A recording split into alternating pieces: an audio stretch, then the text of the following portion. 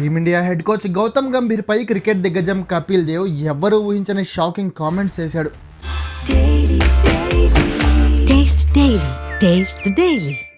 గంభీర్ అసలు భారత జట్టుకు కోచే కాదని మేనేజర్ మాత్రమేనని దిమ్మ తిరిగే కామెంట్స్ చేశాడు కపిల్ దేవ్. మోడర్న్ క్రికెట్లో కోచ్ అనే పదాన్ని తప్పుగా యూజ్ చేస్తున్నారు.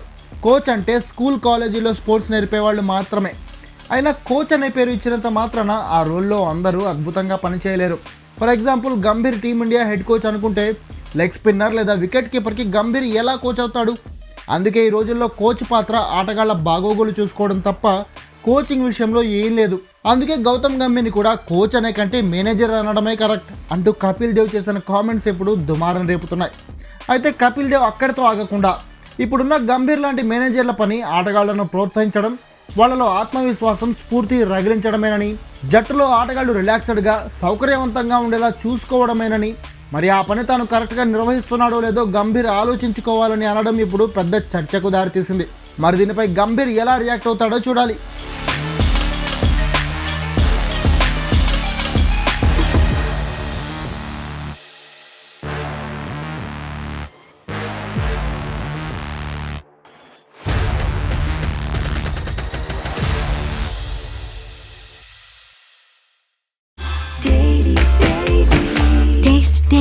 Taste the Daily.